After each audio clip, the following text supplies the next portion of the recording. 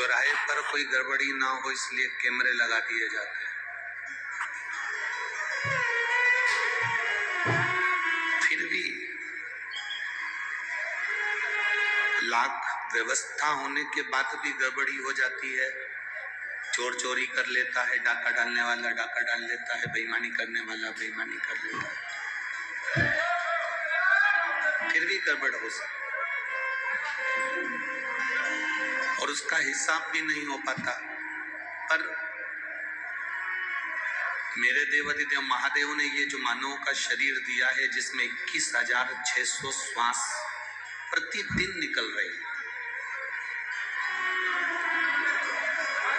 इसकी एक एक श्वास का हिसाब हमारे प्राण जब छूटते हैं, अंतिम समय में अंतिम घड़ी में जब हम पड़े रहते हैं, हमारे प्राण छूट रहे होते हैं, उस समय पर एक एक श्वास का हिसाब, एक एक श्वास का हिसाब वो परमात्मा के पास रहता है और हमारे कर्म के अनुसार हमें फल प्राप्त होता है।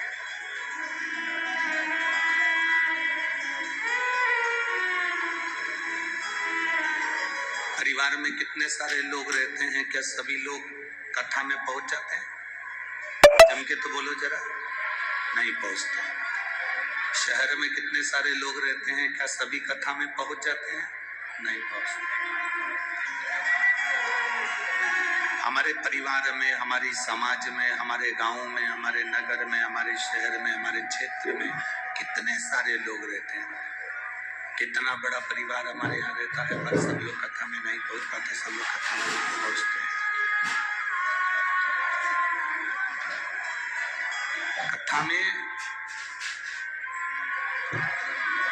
वही पहुंच पाता है जिसको भोलेनाथ जी हाथ पकड़कर कथा के पंडाल तक लेकर आ जाते।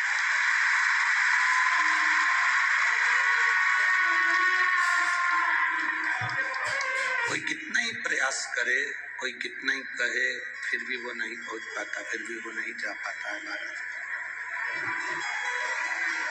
अब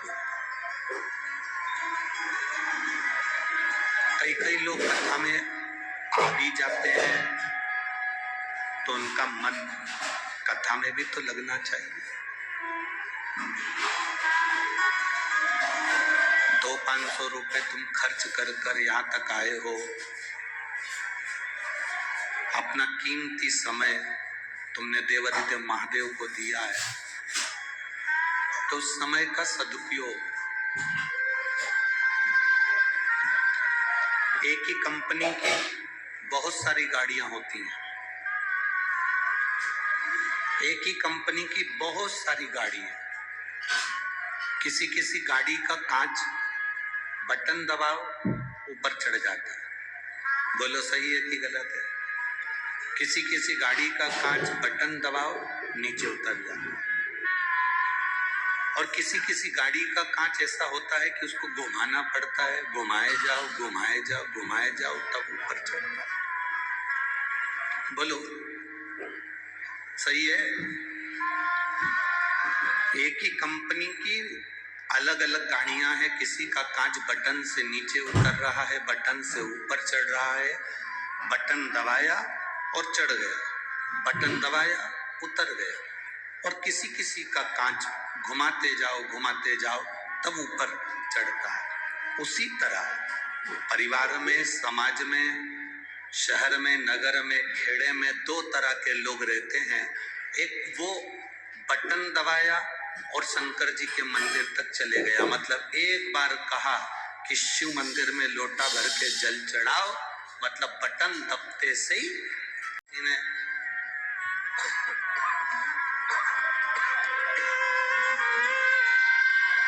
एक बार किसी ने कहा कि मंदिर जाओ और वो चला गया। और एक व्यक्ति वो होता है जिसको घुमाना पड़ता है, जा रहा है कि नहीं जा रहा, जा लोटा भर के जल चढ़ा के आ, मैंने लोटा रख दिया, अगरबत्ती लगा के आ, दिया लगा करा, जा कथा में जा सत्संग में जा, उसको घुमाना पड़ता है। वो गाड़ी का जो कांच है ऐसे ही नहीं चढ़ेगा, उसमें थोड़ी मेहनत करना पड़ेगी, उसको घुमाना पड़ेगा, उसको इसको घुमाओ थोड़ा सा। दो तरह के गाड़ी में कांच होते हैं, एक बटन से चढ़ जाता है और एक घुमाने से चढ़ाना पड़ता है। उसी तरह दो तरह के व्यक्ति होते हैं, एक अपने आप भगवान की भक्ति में उसका मन लग जाता है और दूसरा वो होता है जिसको घुमा घुमा कर भक्ति की ओर लेकर जाना पड़ता है, भजन की ओर लेकर जाना पड़ता है। शिव महापुराण की कथा कहती है, भगवान शंकर का चरित्र कहता है, भगवान शिव की अविरल भक्ति की ये पवित्र कथा कहती है कि यहाँ जितने बैठे हो, जितने आस्था चैनल पर कथा सुन रहे हो, जितने फेसबुक यूट्यूब पर कथा सुन रहे हो, जितने लोग इस पवित्र भूमि पर लाखों की संख्या में आप लोग पहुंचे हैं, जितने भक्त इस कथा को सुन रहे हैं, आप सब गाड़ी के वो कांच नहीं हो जिसको घुमा घुमा कर चढ़ाना पड़ता है। आप गाड़ी के वो कांच हो जिसकी बटन दबते से ही परमात्मा की भक्ति का स्मरण हो जाए। केवल बटन दबी और आपका चित्त, आपको सूचना मिली कि शिव पुराण की कथा हो रही है, आपको सूचना मिली कि भगवान शंकर का भजन हो रहा है, आपको सूचना मिली कि मंदिर में ये फंक्शन है, ये उत्सव है, और आपका मन कर गया और आप मंदिर तक पहुंच गए। ये चित्त, ये मन, ये वृत्ति शिव तक पहुंचे। और तेरी कृपा बिना न हिले एक भी अणु, लेते हैं श्वास तेरी कृपा से तनु। हे गंगा मुक्ति द्वार ओंकार बोले ओंकार, आयो शरण किया शंभो तार तार।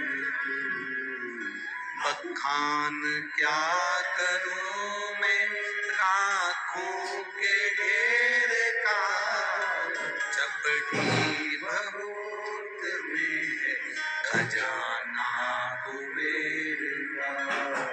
हे गंगाधार मुक्ति द्वार ओमकार बोले ओमकार, आयो शरण लिया शंभु तार।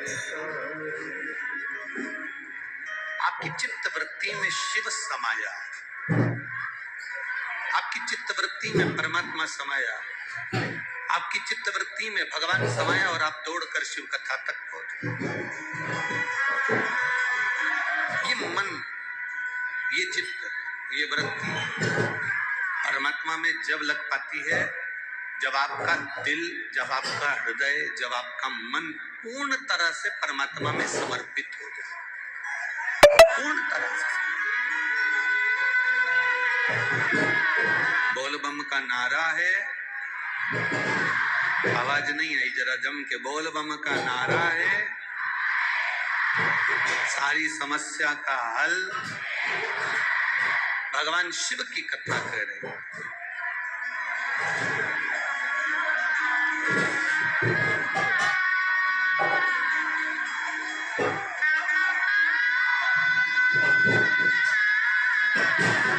भगवान देवादिदेव महादेव का चरित्र कर रहे हैं, शिव महापुराण की कथा कर रही है। माता पार्वती जी के जन्म के पहले माता पार्वती का जो जन्म था, माता सती का जो जन्म था, सती के जन्म के बाद में कोयल का जन्म हुआ और कोयल के जन्म के बाद माता पार्वती का जन्म, इनका प्रागट्य।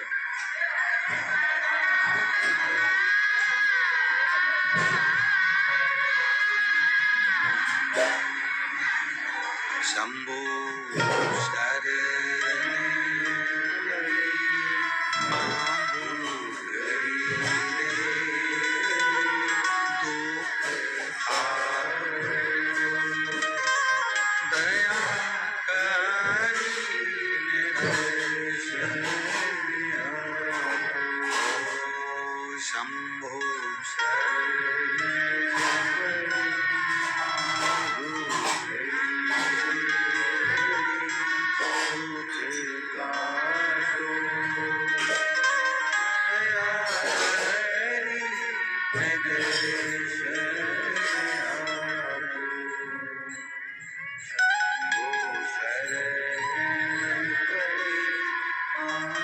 शिव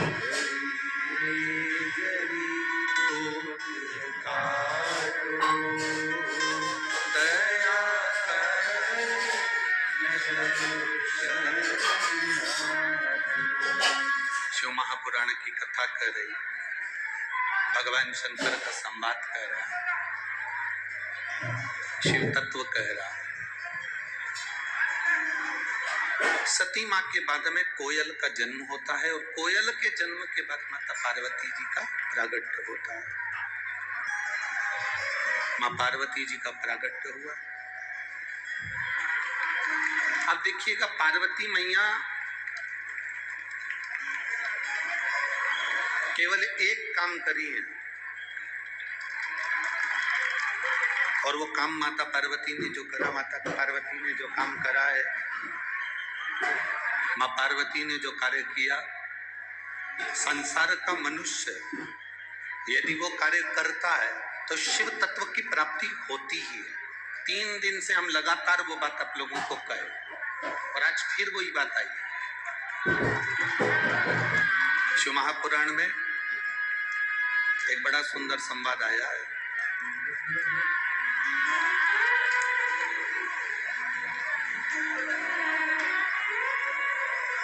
शिव कथा कर रही है।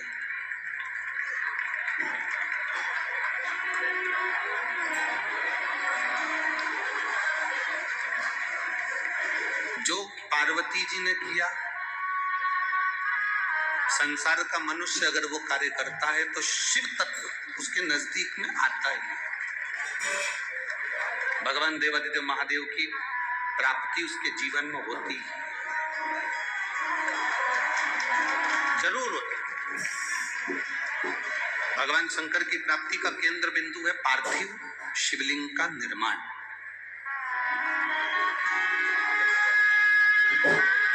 माता सती के, माता पार्वती जी के जितने जन्म हुए, माता पार्वती जी के जितने अवतार हुए, प्रत्येक जन्म में, प्रत्येक अवतार में माता पार्वती जी ने, माता सती ने अपने प्रत्येक जन्म में शंकर के पार्थिव शिवलिंग का पूजन करा और उसका निर्माण करा और उसका पूजन नित्य करा।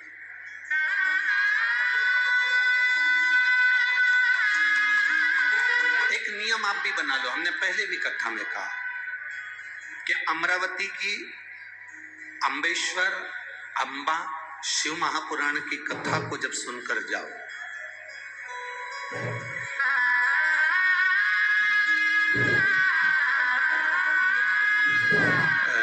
जिस दिन माननीय मुख्यमंत्री जी आए थे, शिंदे जी, श्री एकनाथ जी शिंदे जी पधारे थे, माननीय मुख्यमंत्री जी, तो उस दिन आपके क्षेत्र की ही सांसद श्रीमती नवनीत जी राणा जी ने एक बात कही थी, आपके स्मरण में होगा।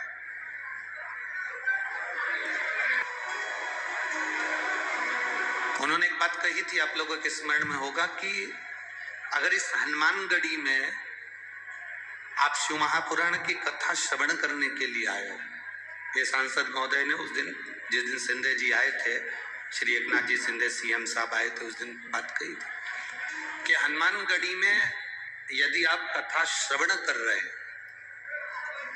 और बड़ा सुंदर बात उन्होंने ये कही कि आप हनुमानगढ़ी में अगर कथा श्रवण कर रहे हैं तो यहां से एक संकल्प लेकर जाओ कि अपने सनातन धर्म की ध्वजा को कभी भी नीचे नहीं जाने देंगे, ऊपर की ओर ही बढ़ाएंगे। ये सांसद महोदय श्रीमती नवनीत जी राणा जी ने ये बात कही थी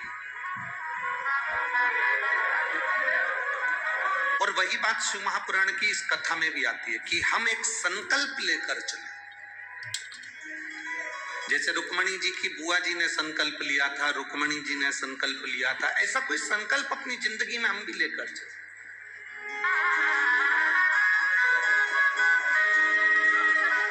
बचपन में बच्चे के पांव चंचल होते हैं, बोलो सही है कि गलत है?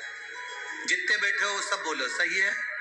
बच्चे के पांव चंचल होते हैं, माँ बिठाती है वो उड़ जाता है, माँ बिठाती है वो उड़ जाता है, माँ कहती उधर जा वो इधर आता है, माँ कहती वो कर वो वहां चले जाता है। बचपन में बच्चे के पांव चंचल होते हैं, जवानी में व्यक्ति का रोम रोम चंचल होता है। बचपन में पांव चंचल है, जवानी में रोम रोम चंचल है, और बुढ़ापा जब आता है तो उस बुढ़ापे में व्यक्ति की जीवान चंचल हो जाती है। जब बुढ़ापा आता है तो व्यक्ति की जिह्वा चंचल हो जाती है। शिव महापुराण की कथा एक बड़ी सुंदर बात कहती है कि बचपन में पांव चंचल होंगे, चल जाएगा, जवानी में रोम रोम चंचल होगा, चल जाएगा, पर बुढ़ापे में जो जीवान चंचल हो जाती है, किसी को भी कुछ भी कह देना, अपशब्द बोल देना, ताने दे देना, बहू को कुछ कह दिया, सास को कुछ कह दिया, रिश्तों को कुछ कह दिया, नातों को कुछ कह दिया। बुढ़ापे में क्या तुम्हारे पास में हो कि तुम्हारे को तुम्हारे घर के बच्चे तुम्हें पूछेंगे? बुढ़ापे में वो कौन सी दौलत तुम्हारे पास में होना चाहिए कि तुम्हारी बहुएं तुम्हें पूछेंगी? बुढ़ापे में वो कौन सी दौलत तुम्हारे पास में होना चाहिए कि तुम्हारे रिश्तेदार भी तुमको सम्मान देंगे?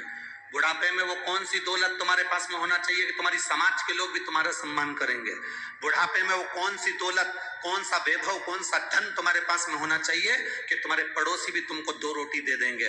बुढ़ापे का परम धन है, बुढ़ापे की परम दौलत है तुम्हारा मौन रहना, चुप रहना। जितने चुप रहोगे उतने पूजे जाओगे।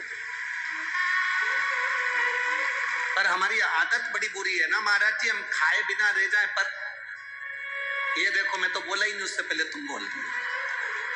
दिक्कत तो यही है ना, तकलीफ तो यही अड़ी पुड़ी है कि खाया बिना रह जाऊं पर बोला बिना नहीं रह सकती। मैं बोलूंगी तो सही। और पुरुष जो होते हैं ना, ये मेरे जितने जीजा बैठे हैं ना, ये पुरुष तो एक बार सोच लेते हैं, हाँ क्या बोलना जान दे, पर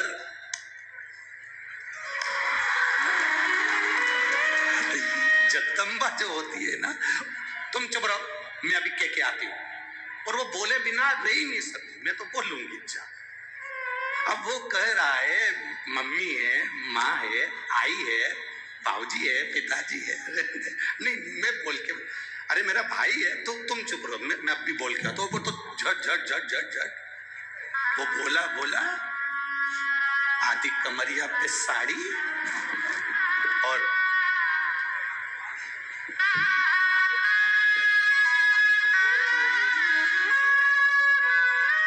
वो बोला तो बोला और बोलने के बाद में वो माइक भी बोल रहा है, वो बोल के वो जाए।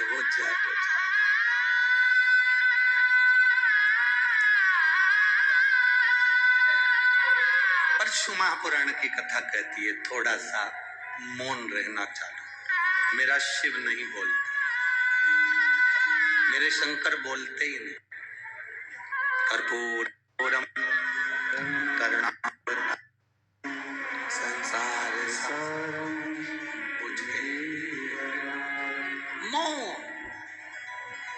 मौन भी एक साधना है। मौन एक तपस्या है। नहीं मैं के आती हूँ, मैं बोल के आती हूँ। संकल्प अपनी जिंदगी का लियो।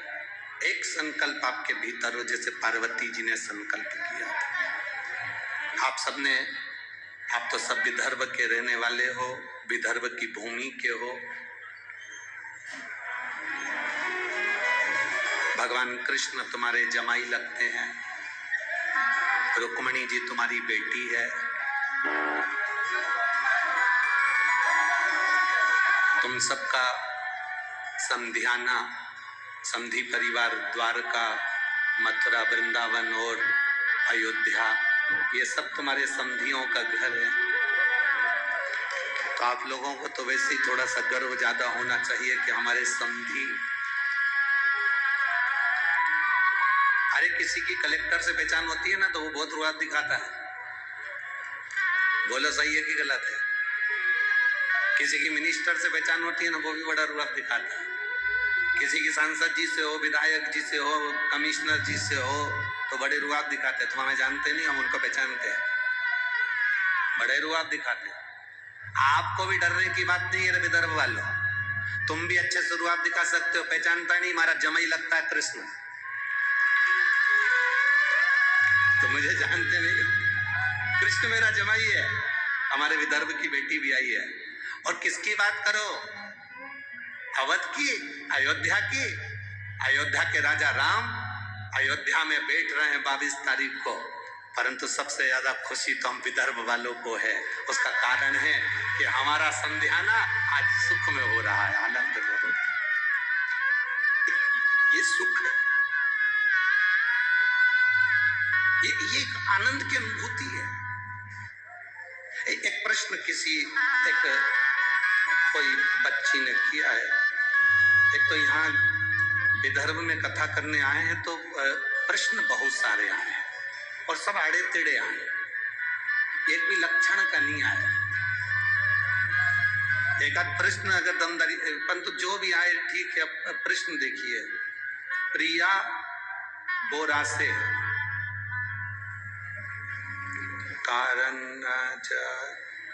कारंजा है महाराज, श्री शिवाय नमस्तुभ्यम गुरु जी के चरणों में प्रणाम कर रही हूं। मैं प्रणाम करने वाली कारंजा की रहने वाली हूं। मेरा एक प्रश्न है, आप उत्तर देंगे? फ्री बैठा हूं, दूंगा, उसमें क्या दिक्कत है? गुरु जी, विदेश में, भारत देश से बाहर जो विदेश में सब दूर पति पत्नी हाथ पकड़ के चलते हैं, चिपक चिपक के चलते हैं। हमारे भारत में पति पत्नी दूर दूर चलते हैं, साथ नहीं चलते। इसका क्या कारण है?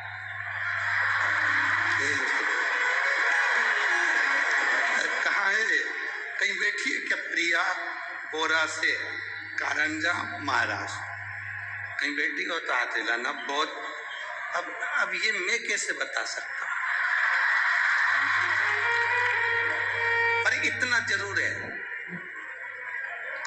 ये निश्चित।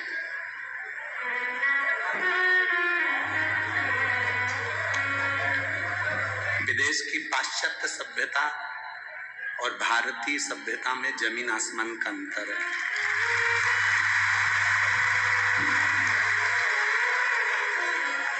विदेश की पाश्चात्य सभ्यता और भारतीय सभ्यता में, भारतीय संस्कृति में और विदेश की संस्कृति में जमीन आसमान का अंतर है।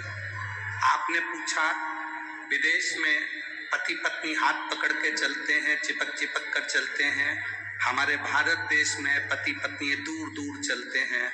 इसका क्या कारण है? इसका मेरी बेटी प्रिया बोरा से, कारंजा महाराष्ट्र से, इसका केवल एक कारण है, भारतीय सभ्यता में और पाश्चात्य सभ्यता में जमीन आसमान का अंतर है। पाश्चात्य सभ्यता में पति को डर रहता है कि ये कहीं दूसरे को देखकर भाग नहीं जाए, इसलिए हाथ पकड़ के चलते, चिपक चिपक के चलते हैं। हमारी भारतीय सभ्यता में जब 7 फेरे डल जाते हैं तो इन दोनों को तब विश्वास पक्का हो जाता है, कहीं पे भी जा लगेगी नहीं, बेफिक्र।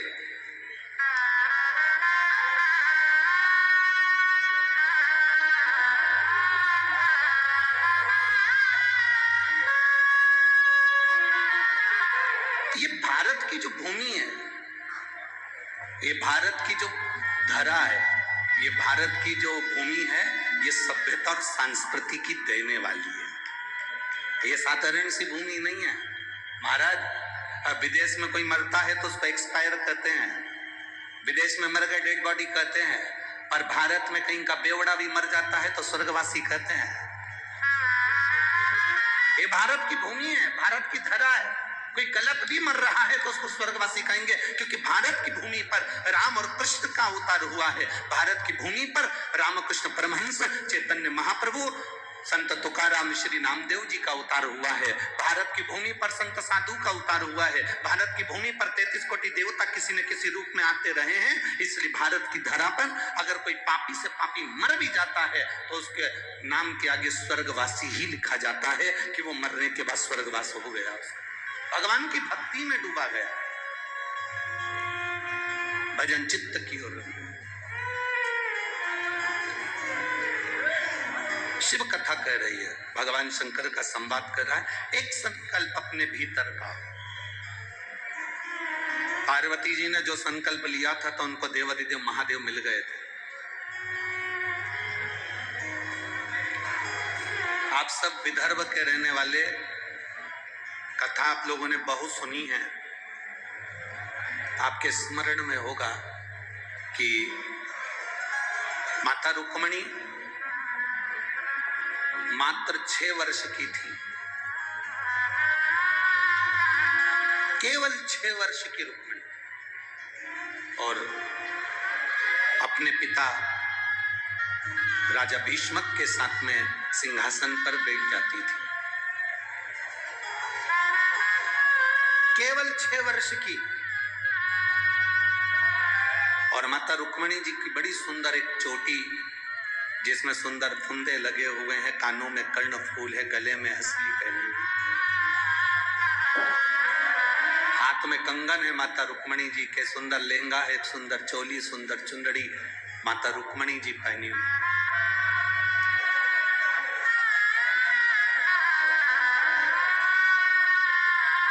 कौंडल्यपुर की रहने वाली, विदर्भ की पवित्र भूमि पर निवास करने वाली माता रुक्मणी जी पूरे कौंडल्यपुर में एक शोभायमान, पूरे कौंडल्यपुर में।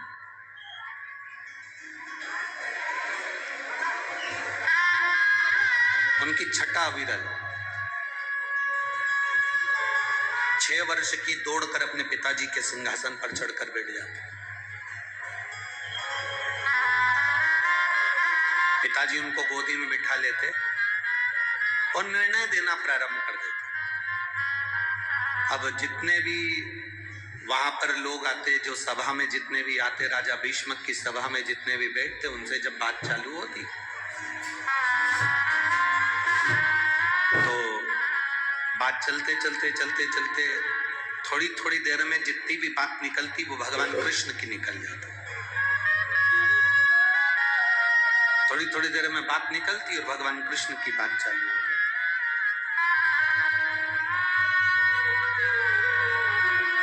फिर थोड़ी देर में बात निकली तो फिर भगवान कृष्ण की बात निकल जाती। अब जो भगवान कृष्ण की बात निकलती कि भगवान कृष्ण ने पूतना को मार दिया, भगवान कृष्ण ने तृणावत को मार दिया, भगवान कृष्ण ने अगासुर बकासुर को मार दिया, भगवान कृष्ण ने ये कर दिया, वो जो संवाद था वो रुक्मणी जी के कानों में चले जाता था। उसी समय पर माता पार्वती भी खड़ी की खड़ी रह गई। जब भगवान कृष्ण का जन्म हुआ था भोलेनाथ, तो आप ब्रज की धरा पर दर्शन करने के लिए गए। कथा सुनी है ना आप लोगों ने? जब भगवान कृष्ण का जन्म हुआ तब आप ब्रज की धरा पर दर्शन करने के लिए गए थे। ज्योतिषी का रूप रखकर हाथ देखने यशोदा जी के दरवाजे पर गए थे। भगवान कृष्ण का दर्शन करने के लिए गए थे। एक लाइन आप लोग स्मरण करते हो ना, श्री कृष्ण का दर्शन करने चले सदा शिव गोकुल। आप ब्रज की रज में दर्शन करने के लिए गए थे। जन्म के साक्षी आप थे। तो रुक्मणी पार्वती जी कहती हैं, मुझे रुक्मणी और कृष्ण के विवाह के साक्षी बनना है। पार्वती जी कह रही है, मुझे विवाह के साक्षी बनना है। देवाधिदेव महादेव ने कहा, पार्वती जाओ, तुम भी इस विदर्भ की भूमि पर ये अमरावती नगर में अंबा के रूप में विराजमान होना। इसी दरवाजे पर मेरा कृष्ण पूरे विदर्भ में घूमकर इसी दरवाजे पर तेरे को रुक्मणी को लेने के लिए आएगा। कौंडल्यपुर से रुक्मणी जी श्रृंगार करने के लिए, श्रृंगार करके अंबा की पूजन करने के लिए आएगी। और अम्बा की जब पूजन करने के लिए आएगी पार्वती, तेरी पूजन करने के लिए जब रुक्मणी आएगी, सबसे पहला दर्शन ए पार्वती, रुक्मणी को कृष्ण का सबसे पहला दर्शन पार्वती, तेरे गले में जो हसली पड़ी होगी, उस हसली में जो हीरा जड़ा होगा, उस हीरे में रुक्मणी कृष्ण का पहला दर्शन करेगी।